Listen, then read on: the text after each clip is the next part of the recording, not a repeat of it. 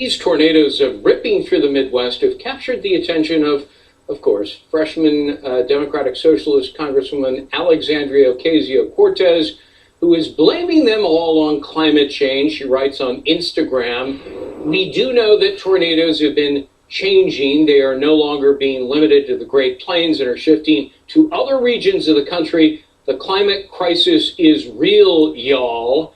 Guess we're at casual tornadoes in growing regions of the country." I have no idea what that means, casual tornadoes, and I lived in Camp.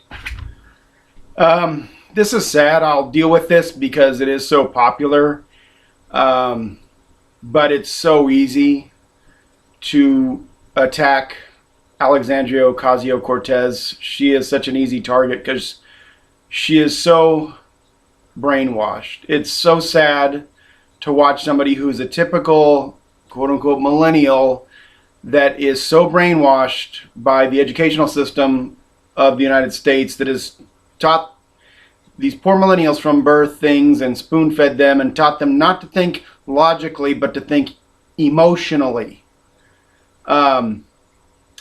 Guys, climate change, in the 70s they were calling it global cooling, looking forward to a new ice age. Then in the 80s and 90s, and I remember this too, in the 80s, they were calling it global warming. I mean, they still push that somewhat, global warming.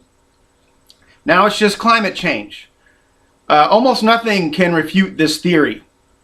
And actually in the 80s and part of the 90s, I believed in this, that man-made global warming was going to destroy the planet in quick time. I believed that because I remember in the 80s there were a lot of hot summers. And again, when you're taught to think emotionally, you just go with anecdotal evidence all around you instead of what is really happening and facts. Okay? So what we have to look at here is the people that this would give advantage to and see who's pushing this and what they're doing, by the way. What these people that push global warming, climate change, global freezing, or global cooling, what their interests are. And you begin to see that I do believe that humans are affecting the climate to a degree. Now, I don't think it is the apocalyptic degree that so many are claiming. Al Gore, Leonardo DiCaprio, the people at the UN, okay, these Hollywood stars, they are exaggerating it, over the top exaggerating it. Should we do something to clean up the environment and make it better? Yes. Do we need to continue to work on technologies to do this? Yes. Do we need to panic and do all kinds of things to restrict our livelihood to make sure in 12 years or whatever, how many years they think it will happen, and that we need to change all these things in order to not perish in 12 years? No, that is a lie. I believe this in the 80s, 90s, and then I remember, see, I live in California, and then, you know, again, I'm like looking at anecdotal evidence. I'm, whoa, we're having hot summers. Wow, so maybe the climate is getting hotter, it's getting hotter. Then in the 90s, we had El Nino here in California. It's like, whoa, what's going on? There's a lot of rain. And then, you know, it was good. And then these past years, we had some few years of drought. And you're thinking, oh, maybe this is it. Now, I live by, it's a famous tourist attraction called the Glory Hole in Lake Berryessa. I'm in driving range of that, and I go there sometimes. Over the past 3 years, that thing has topped off twice, and it's been cold. So just my anecdotal evidence tells me the weather is fluctuating. And they don't expect that thing, they didn't expect that thing when they built it to top off more than once every 30, 40 years. It's topped off twice in the past 3 years.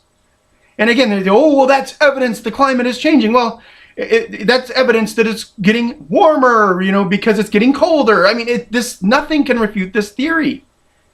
Okay, so, and look at the interests of the people that are pushing this. Why would they push this? The elite, the global elite, those in the UN and the government, this is a way for them to tax us more and to control our lives more, to give them more control. Massive interests in the global elite and in the U.S. government and in other governments of the world, of the politicians. The Hollywood actors, and look at what they're doing.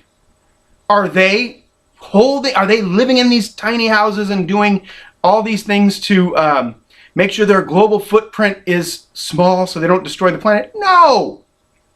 They're flying around in private jets, living in beachside mansions that are supposed to be underwater by now, and having a massive carbon footprint.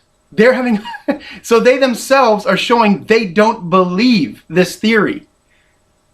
It's just for us, the little people, to obey and follow them. It's okay that they drive around a Mercedes Benz. Oh, it's a Prius Mercedes or something. Come on, give me a break. These people are, it's a scam. Global warming, climate change, it's for the most part a scam. It's a scam. Okay, and think of the interests. What do they want to do? It's a way for them to tax us more, and it's a way for them to control us more. That's the main reason why this is happening, I believe, why they push it so hard. When I see in the San Francisco Bay, when I see the water rise a foot, then we'll start talking maybe. And when we see massive, Al Gore predicted the North Pole would be gone by now, right? And they pushed all this in the 80s and 90s, and I believed it, and now I'm going, this is a joke. It's a scam. For the most part, it's a scam. Now, should we try to work on technologies to, make the environment cleaner? Of course, yes. Do we need to panic because in the next 12 years or 20 years or however, next generation, that's apocalyptic thinking in the wrong area. That's not. It's almost certainly not going to happen like that for many, many centuries. And I believe that by that time, humans will have figured out how to, through technology, will have figured out how to clean up the environment in a better way. And so we don't need to do all these crazy things to restrict our lives right now in order to save the planet. It's a scam. Okay. God bless, and I hope this was edifying.